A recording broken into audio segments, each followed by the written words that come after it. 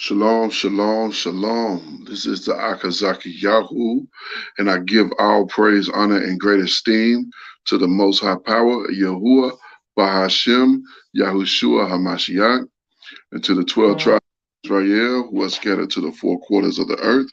I say shalom wa baruch, that is peace and blessings. And I cannot wait until the day that the Most High brings us together once again. And we are 12 tribes, one family, one nation, under the Most High once again, under one covenant. Now, I wanted to take just a brief moment and make this quick video. This video was inspired because I watched the Netflix special that Earthquake did, the comedian Earthquake.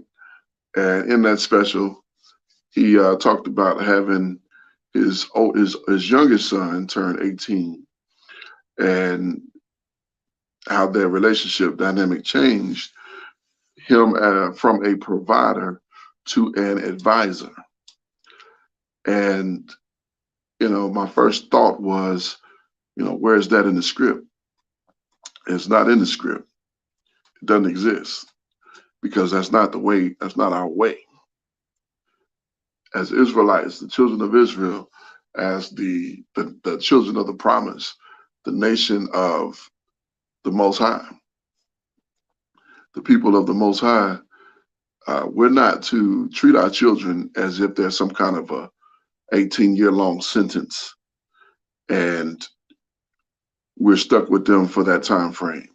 If we have to do for them for 18 years, and once they're 18, then they're out and on their own, and they have to figure it out. Or even if they're 21, they have to figure it out. Or even if they're 30, they have to just figure it out. Your obligation as an Israelite parent is to do everything that you can possibly do for your children. Is to build them up as much as possible in this word, giving them all the necessary tools, understanding and ability to walk this walk and do it well. Now understand, and this is the sad part of it, understand that there's going to be good and there's going to be evil. There's going to be righteous and there's going to be wicked. There's going to be set apart and there's going to be heathens. That's the downside, because your child, the child that you have, one or all of your children can fall into one of those categories. It can be a mixture of all of them, or it could be some in this one and some in that one. This is where it gets dicey, because as a parent, your obligation is to pour all you have into that child. And there's nothing greater we have than the understanding of the law, statutes, and commandments of the Most High Power of Israel, and the belief and faith in Hamashiach. If you're not taking every opportunity to teach your children at every turn that the Most High is our power, Bahashem, Yahushua Hamashiach, in the name of the Messiah, Yehoshua, the Messiah, however you pronounce his name. If you're not taking every opportunity to instill that in your children, if you're not helping them to develop a righteous expectation of a relationship with the Most High and his set apart son, then you are failing as a parent. Because your obligation as a parent is to give them that first. Second, your obligation as a parent is to give your children every bit of substance that they need. Food, clothing, raiment, which is clothing, shelter, everything that they need. That is your obligation. Now, understand that we're in captivity. We're not in our own land. In our own land, we would have our own land, physical land, to pass to our children. We would have had this land from our parents, and we would live in the same house that our grandparents grew up in, because it has been passed down generation to generation to generation to generation. We don't have that here. Instead, we have captivity. So we're obligated to come up with payment to buy a house, to buy a car, to buy whatever it is we need so that we can live and to be as reasonably comfortable as possible, as well as prepared for the end times. But since we don't know when the end times are coming, we know the season, but we don't know what date. It could be tomorrow, it could be, well, it couldn't be tomorrow. Too much stuff got to happen for it to be tomorrow. It could be 10 years, it could be 20 years, it could be another 50, 100 years. It could be, I don't know. That's not my obligation to know. My obligation is to be prepared for whenever it comes. Whether I'm living and breathing or if I'm asleep, I still have to be prepared for the return of Hamashiach. So we have to instill that in our children. And that means we have to give them what they need, giving them the ability to make what they need to get where they need to be. Whether it's following a business plan, following a plan to get them education, higher education, so that they can get the job that they need, so that they can supplement and have the income that they need to take care of what they need to take care of. Teaching our daughters to be women, to grow up to be wives, teaching our sons to be men who grow up to be husbands. Not teaching our children that they got the opportunity to decide which way they want to go. You can go wicked or you can go righteous. You can only go righteous. That's the only obligation. That's the only option that you have, because the wicked option comes with too heavy of a penalty. The penalty for being wicked is too extreme.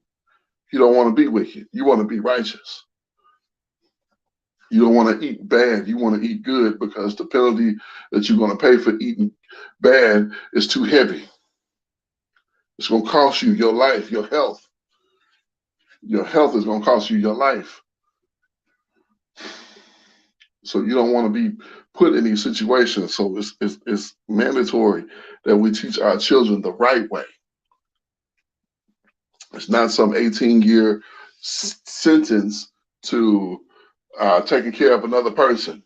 It's a lifelong commitment. Having children is just like being in a marriage. You should have a marriage in order to have children. And it's a lifelong commitment. The same commitment that a woman is obligated to her husband. She's obligated to her husband until he is dead. That's the same commitment that you are obligated to with these children.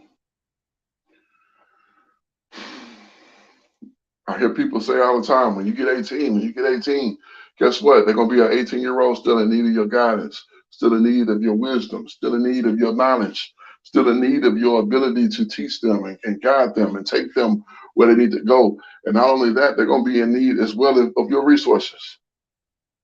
Because if they go to college, what they're going to have? How are they going to get a college loan? How are they going to get a loan? How are they going to get anything that they need to go to college? They've been in your house for the last since they was born.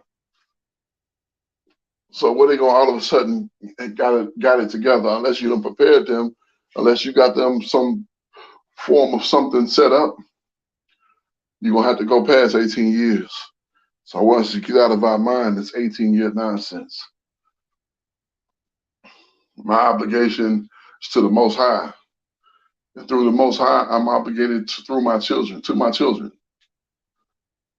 I'm obligated to give my children what they need to make sure that they make it to the next level. That is my obligation. It's not my right.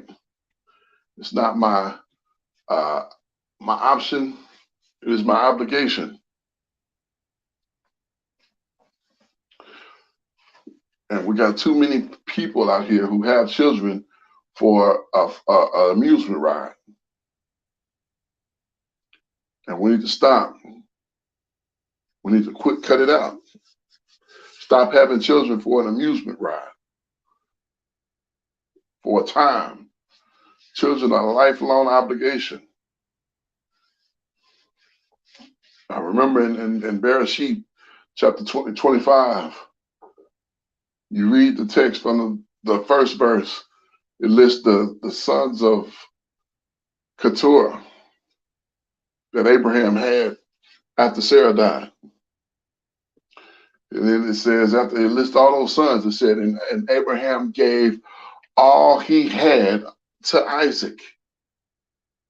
He gave all he had to Isaac. He was obligated to take care of those children. He gave all he had to Isaac. It didn't say Abraham partied like he was happy his son was an adult. So he gave all he had to Isaac. Abraham had flocks and herds and manservants and maidservants, and he was rich. He had silver and gold, and he had an unreasonable, you can't even understand how much substance he had. He was rich as a mug. He was super rich. And he gave it all to his son, the son of promise, not the sons of the flesh. That's the difference between what he gave to the concubines. So he gave all that he had unto Isaac, but unto the children of the concubines, he gave gifts and sent them away from his son. While he was still alive, he sent them away from his son Isaac. Sent them east to the eastward country. So he sent them away from him and his son while he was alive. So imagine you and this family, and the father of the family got this son whom he loved. And he got you a little something, something. But his son get all the substance. His son got flocks and herds and all of the land and all of the servants and all of the everything. He got everything. And you get literally nothing. But that's the obligation of a father. Now, because they were not the children of the promise, they didn't get the same thing that the child of the promise got. So fast forward that, and what did David give to Solomon? He got the kingdom. He became king. What did the other children get? Well, those that survived, they were princes. They were prince. So they were the sons of the king. That wasn't a light thing. They were royalty. And as that line continued, you had the same thing. Righteous king, wicked king, the children of the king. The king's obligation was to take care of the children. We in a state of continual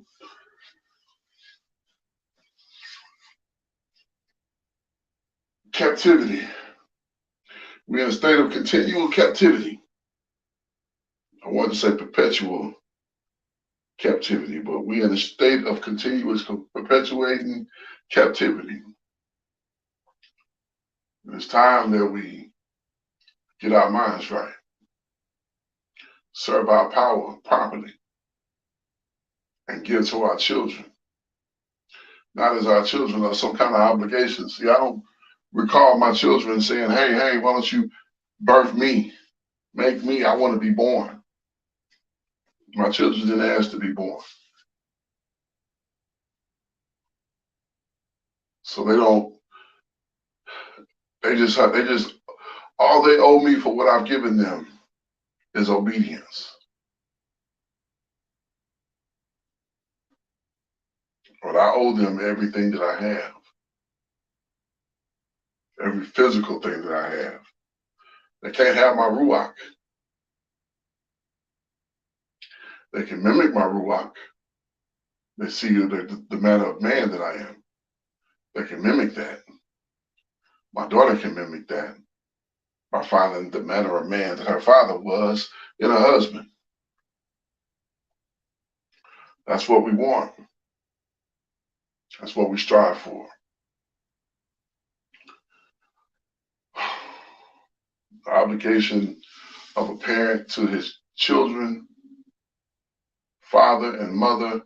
Now, I will give a caveat to an exception to the rule that if by chance you have a child, according to Torah, that just will not do right, that just continues to mess up, according to Torah, you bring them to the elders of the city, they will stone him to death. Well, we know that under grace, there's no stoning to death. However, we have to take the time and have the patience with these children and pour into these children at a young age, from youth, and pour into them so that when they're older, they will not depart from the way of Yahuwah. We have to teach them the way of the Most High Power in word and in deed. We can't just talk it because they're watching. We have to walk it. We have to live it. We have to breathe it. It has to be with us, in us, and on us. So our children will have a good, solid grasp of knowledge and understanding. So I end this video here and give all praise, honor, and great esteem to the Most High Power, Yahuwah, Bahashem, Yahushua, HaMashiach, and to the 12 tribes of Israel. I say Shalom Wabarukim, and I cannot wait until the day that the Most High brings us together once again. We got 12 tribes, one family, one nation, under one covenant, under the Most High, yet once again. Until that time, I say peace, family. Shalom. This is Ya'akazaki Yahu. Praise you, Yahuwah.